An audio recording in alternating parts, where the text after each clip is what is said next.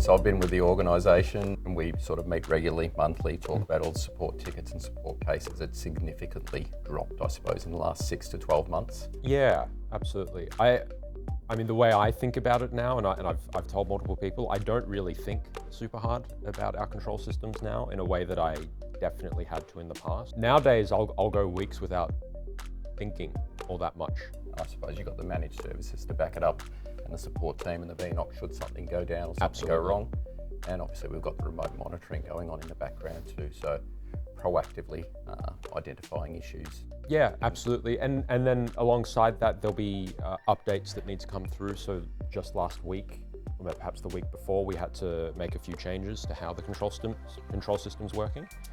And we did an overnight change and everything was up the next day without any issues at all. So it was really easy, even if a change is required. We want to chat a little bit about some of the things that are going on in your stable of products. One of those things is VC4. Absolutely. How did that come about, and what was the desire to move from hardware-based control to something software-based? Yeah, so I think like traditionally, control platforms have been on a hardware-based processor, as you know. The problem that we've got with that is it limits us in terms of the scalability, right? Like, I mean, you're putting a black box in a room or in a rack or in a building or whatever it might be, and it can't reach out to the rest of where it needs to be able to control more than just those spaces. So VC4 was really born out of the need to be able to be more scalable. Definitely, and I think with the clients that we've spoken to, with the emergence of Mystro, so the platform that we've built on top of VC4, the conversation was always about decentralization and moving to something that is a centralized server approach.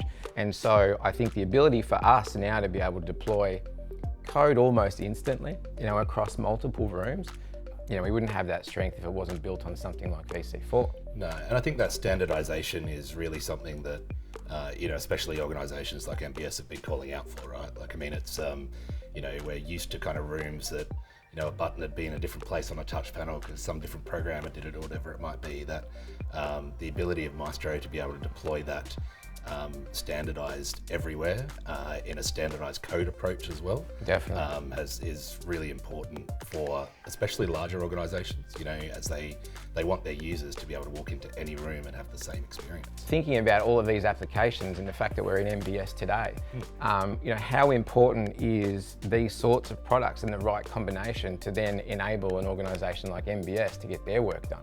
Yeah, so the combination of the products is super important. And what we really look for as Crestron goes to market is the partnerships that we bring to market.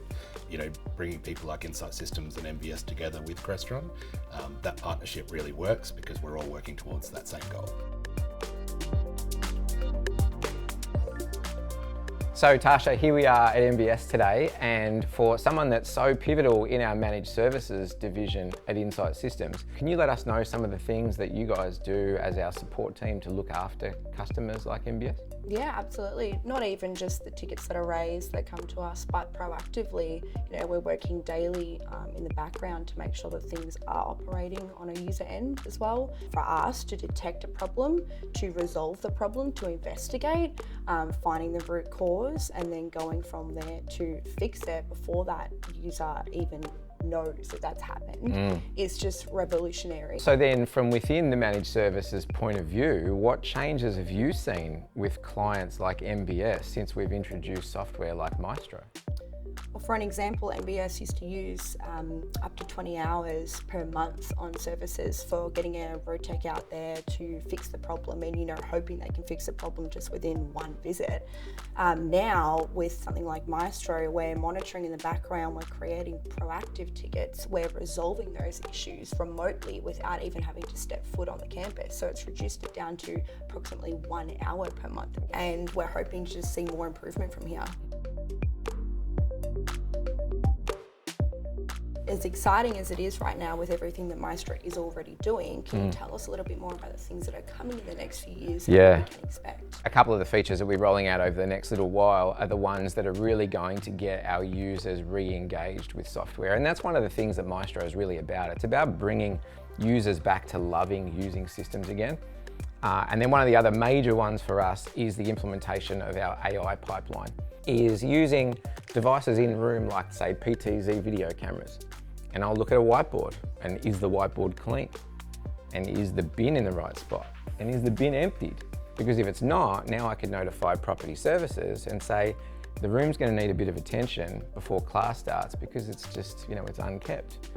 So we're actually taking Mystro out of the AV realm and bringing it into the physical space next, where we can actually use it to make spatial decisions, which then gives that managed services function to other parts of the business.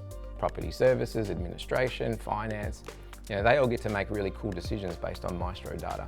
I think you're just making it so much easier as well, not just for the people who are using the room, but for the people who come to the room, maybe a once-off or something. You're doing so much more in the background to advance their experience. And a lot of that really comes from the dev team that we've got that sit behind Mystro. And those guys are the types of people that you want developing your software. We try and find people that are rule breakers, because the way that you get software to do stuff that it's never done before is you've got to have people that have never done it that way. So yeah, we're blessed to have a really cool team of developers that have got an awesome roadmap ahead of them.